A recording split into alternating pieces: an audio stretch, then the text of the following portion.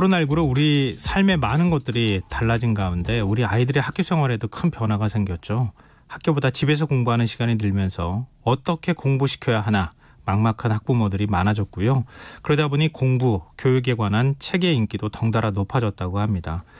그래서 오늘 인터뷰 시간에는 최근 공부란 무엇인가라는 책을 낸 김영민 서울대 정치외교학부 교수와 이 문제에 대해서 이야기 나눠보는 시간 마련했는데요. 지금 전화로 연결되어 있습니다. 교수님 안녕하십니까? 네, 안녕하세요. 네, 저도 교수님이 어떤 분이신가 목소리를 한번 듣고 싶었습니다. 칼럼을 저도 굉장히 흥미있게 읽었거든요. 한 2년 전 얘기지만 화제가 됐던 칼럼 추석이란 무엇인가 되물어라. 아마 기억하시는 분들이 많을 것 같습니다. 이 명절에 친척들에게 난처한 질문을 받는다면 근본적인 정체성을 묻는 말로 맞받아쳐라. 이렇게 조언하시는 내용이었는데요. 그때 왜 그 칼럼을 쓰게 되셨는지 혹시 기억이 나세요? 예, 우리 명절이 되게 그렇지만, 뭔가 이제 왜 그걸 하고 있는지 이유는 잊었는데, 의뢰해야 되는 그런 것들이 많이 있죠. 많이 있는데, 근데 의외로 이게 추석 같은 명절에서는, 상당히 고통받는 사람들도 많이 있더라고요. 그래서, 그런 상황으로부터 좀 벗어나는 방식으로, 한번 이걸 우리가 왜 하고 있나, 이런 질문을 한번 환기해보자. 이런 취지였던 걸로 기억합니다. 추석 때 되면 뭐 부모님이나 친척들 만나면 왜 결혼 안 하니, 왜 취업 안 하니, 뭐 여러 가지들 사실상 잔소리 같은 얘기들 하는데 추석이란 무엇인가 이런 근본적인 질문부터 던져봐라. 뭐 이렇게 얘기를 하셔가지고 한편으로는 젊은 층에서 좀 통쾌하다는 느낌을 받았다 이런 얘기도 있었는데요. 실제로 그렇게 질문을 해봤다고 하는 분을 만나보신 적 있어요? 직접 만난 적은 없는데 그렇게 했다는 사람들이 있다는 얘기는 들었고요. 그리고 뭐 이렇게 무엇인가 이렇게 묻는 게 밈처럼 이렇게 많이들 사용됐다라는 얘기는 들었습니다. 전해 들은 적이 있습니다. 그리고 교수님이 추석이란 무엇인가 되물어라 이렇게 하고 난 다음에 교수님의 트레이드 마크처럼 무엇인가 뭐뭐는 무엇인가 되물어라 뭐 이런 식의 뭐랄까요? 교수님만의 어떤 칼럼 스타일 같은 게 생겨났다고 해도 과언이 아니거든요.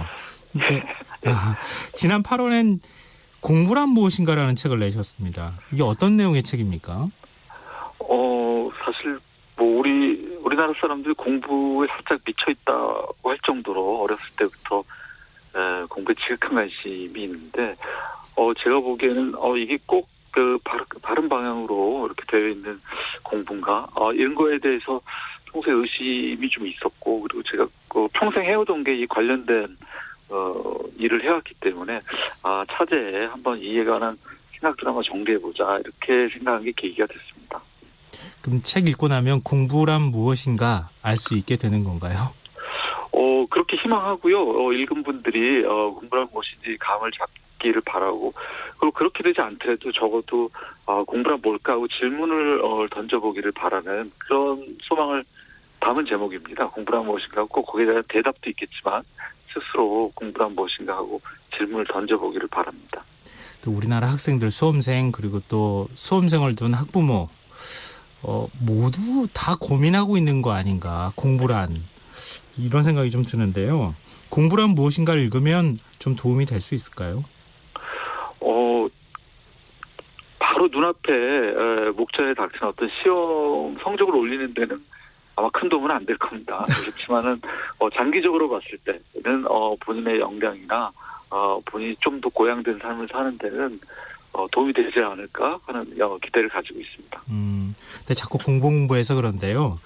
이 교수님은 하버드대에서 박사학위 받으셨고 서울대 정치외교학부 교수 직함을 갖고 계시는데요.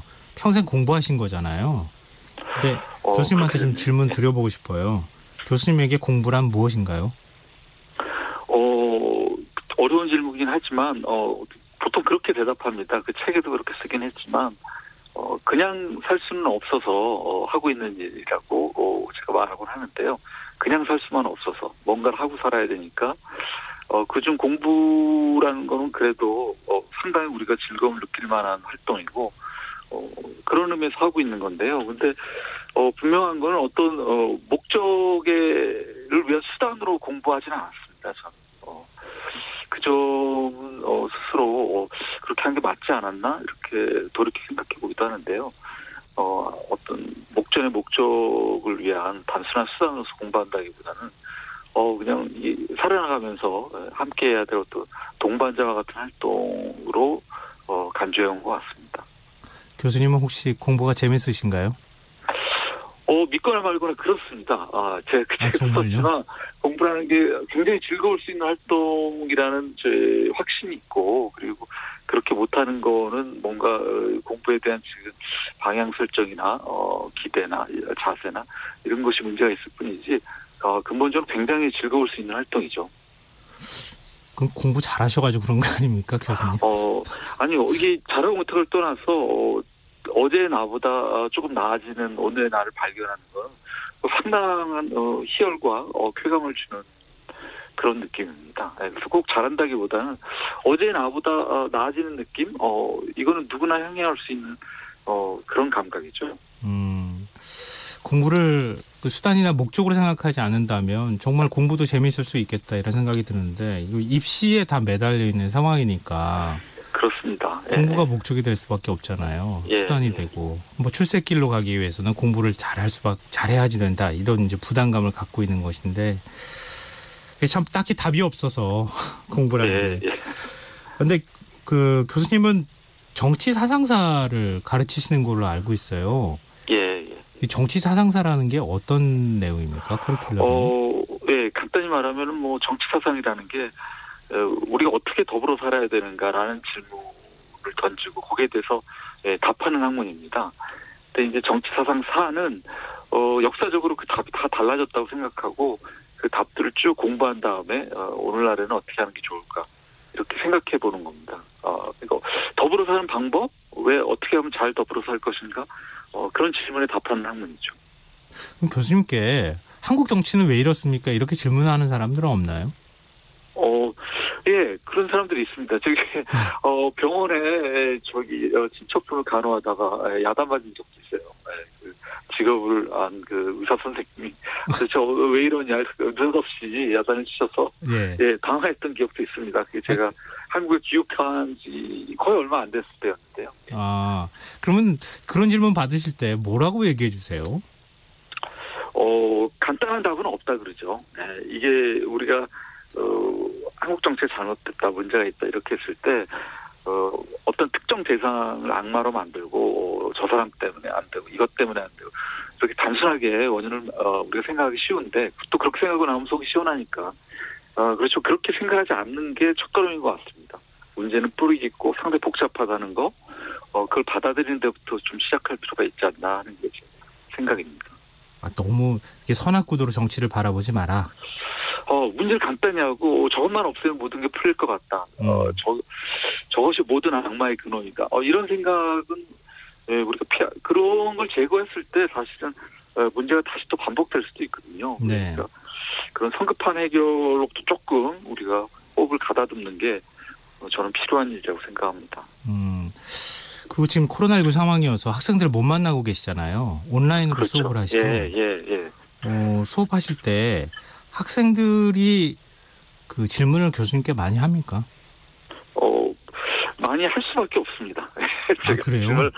하지 않을 수 없게끔 수업 분위기를 몰아가기 때문에 수업에 들어오면 의뢰의 질문하고 답해야 되는 걸 갖다가 마땅히 해야 되는 활동으로 그렇게 생각을 하죠. 교수님이 또 학생들한테 질문도 많이 하고요? 그럼요. 이 교육학 이런 거 연구 많이 하신 분들에 가면요. 어떤 문제에 대한 답을 교수가 일방적으로 얘기하는 것보다 이렇게 얘기 끝에 자기 입으로 스스로 학생들이 얘기할 때 훨씬 더 많이 배운다고 그렇게 되어 있습니다. 그래서 이건 상당히 효과적인 교수 방법으로 저는 생각을 하고 있죠. 굉장히 교수님 수업은 까다로울 것 같은데 학생 입장에서. 그 까다롭다는 데서 자부심을 갖고 있습니다. 수월하지 않다. 여기에 대한 자부심이. 최근 의료진 파업 사태를 계기로 우리나라 엘리트 교육을 좀 비판하는 목소리가 적지 않거든요. 최상위권 대학인 서울대에서 학생들을 가르치고 있는 입장에서 의사가 되기 위해서 학생들이 무조건 전교 1등 해야 된다. 그리고 1등하고 의대 가서 거기서 공부 잘해야지 다시 또 의사가 되는 일종의 선민의식 같은 거를 또 느끼기도 했는데요. 교수님 어떻게 보셨어요? 사실 뭐 그런 우리가 목전에 겪은 사태 같은 것들은 단순히 얘기하기에는 그거 역시 복잡한 배경이 있어서 한두마디로 정리할 수 있는 건 아니죠. 그렇지만 그 문제 자체가 어떤 우리나라 엘리트 전반의 상황에 대한 고민이라면 저렇게는 말씀드릴 수 있을 것 같아요. 그러니까 우리나라가 엘리트가 산출되는 과정이 되게 시험의 합격 여부 그런 거에 의해서 결정되는 게 많은데 대학도 그렇고 근데 실제로 합격한 뒤에 무엇을 배우는가에 대한 질문은 의외로 무관심합니다. 그래서 근데 진짜 엘리트를 만드는 거는 단순히 시험 합격이 아니라 시험에 합격한 뒤에 무엇을 배우는가 여기에서 훨씬 더 비중이 있는 것인데 거기에 대한 관심을 더 많이 가질 필요가 있습니다. 그리고 선민의식이라는 것도 사실은 어떻게 보면 좋기도 하고 나쁘기도 하는 그런 양면이 있는 복잡한 것이죠. 단순히 선민의식만 가지면 그 단순히 문제가 될 텐데 만약에 누군가가 선민의식을 갖고 있다면 거기에 합당한 책임을 요구한다면 그건 또 이제 또 보다 나은 활동으로 이어지게 되는 계기도 될 수 있으니까 그 선민의식이라는 것도 제대로 이해하는 게 굉장히 중요한 것 같아요. 교수님께서 한 인터뷰에서 한국은 일반 사람들 수준은 높고 엘리트가 낮다. 이런 말씀을 하신 거로 알고 있는데요. 이게 어떤 의미인가요? 좀 전에 말씀드린 바와 같이 엘리트들이 기본적으로 시험 합격에 의해서만 결정이 되니까 그 이후에 어떻게 이 사람들이 더 성장하고 이런 데 대한 관심이 없고 그러다 보니까 거기에 대해서 충분히 점검이 이루어지지 않죠. 그러다 보니까 엘리트들이 여러 가지로 제대로 기능하지 못하다 보니까 또 이 속칭 엘리트가 아닌 사람들이 그걸 또 참고 볼 수 없고 본인들이 직접적으로 관심을 기울이다 보니까 자연스럽게 그 속칭 벨리트층의 의식은 오히려 고양되는 면이 있죠. 그래서 나타나는 현상이 아닌가 이렇게 추측해 봅니다. 이게 공부 잘못해서 그런 거 아닌가요? 단적으로? 입시기 위주의 공부만 했기 때문에 그런 거잖아요. 예. 근데 이제 입시라는 걸 아예 없앨 방법을 우리가 참 찾기가 어려운데 관건은 이제 그 입시 공부라는 게 영원히 계속된다는 게 문제인 것 같아요. 그걸 아마 경쟁이나 입시 이걸 인간의 삶에서 완전히 없앤다는 건 쉽지 않을 텐데 그 과정이 끝난 다음에 진짜 공부가 시작돼야 되는데 그게 진짜 공부가 제대로 시작되지 않는다는 게 오히려 더 큰 문제가 아닌가. 그러니까 입시 문제도 있지만 그건 이 문제의 일부고 입시가 끝난 뒤의 공부에 대한 무관심 이것이 더 큰 문제의 일부가 아닐까. 저는 그런 생각을 가집니다. 공부를 일종의 출세 수단으로 잠시 공부하는 것으로만 인식하는 사실 평생 공부하는 것일 수도 있는데 조금 다른 얘기지만요. 교수님 기사 읽으면서 특별한 이력을 하나 발견했는데요. 1998년 동아일보 신춘문예 영화 평론 부문의 첫 당선자셨다고요? 네, 잘 안 믿어지시겠지만 사실입니다. 네. 역시 공부하던 와중에 평소에 관심이 있던 영화도 만들었었고요. 그때 독립영화판에서 영화를 만든 적도 있고 그 연장선에서 그때 처음에 동아일보 신춘문예 처음으로 영화평론 부분이 생겼었어요. 그때 여기 해보면 어떨까 하다가 어떻게 그냥 당선이 됐습니다. 근데 그때 유학 중이었기 때문에 바로 다시 유학하던 나라로 돌아가기 때문에 계속 활동을 할 수 없었는데요. 오히려 요즘 들어서 동아일보에다가 영화 관련 글을 쓰고 있긴 합니다. 봤습니다. 나중에 지금 이제 생각나는데요. 교수님 그냥 하시면 다 잘하시는 것 같은데요. 그렇지 않습니다. 공부를 잘하셔가지고 그런가. 공부를 하는 이유가 다른 분야에 극도로 무능하기 때문에 공부를 하고 있다고도 얘기할 수 있기 때문에. 이제 어느덧 마무리할 시간이 다 됐는데요. 앞으로 글을 통해 어떤 얘기를 전달하고 싶으신지 말씀해 주신다면요. 여러 계획이 있는데요. 근데 당장 말씀드릴 것 같은 경우는 2달 뒤에 제 전공 분야라고 할 수 있는 중국 정치사상사라는 이름의 책을 냅니다. 그래서 혹시 이번에는 공부란 무엇인가 이걸 읽고 이 공부가 좀 해볼 만하구나 이런 느낌이 드셨던 분들은 그 책을 한번 읽어보시기를 권합니다. 네, 알겠습니다. 네, 밤 늦은 시간에 저희 인터뷰 응해 주셔서 정말 고맙습니다. 초대해 주셔서 감사합니다. 네, 지금까지 김영민 서울대 정치외교학부 교수였습니다. KBS 라디오 김성환의 시사야 1부 순서는 여기서 마무리하겠습니다. 1부 끝곡으로 캐레넨의 Not Going Anywhere 들으시고요. 전 11시 정각 2부에 다시 오겠습니다. This is why I always wonder. I'm a pond full of regrets. I always try to not remember rather than forget. This is why I always whisper when vagabonds are passing by.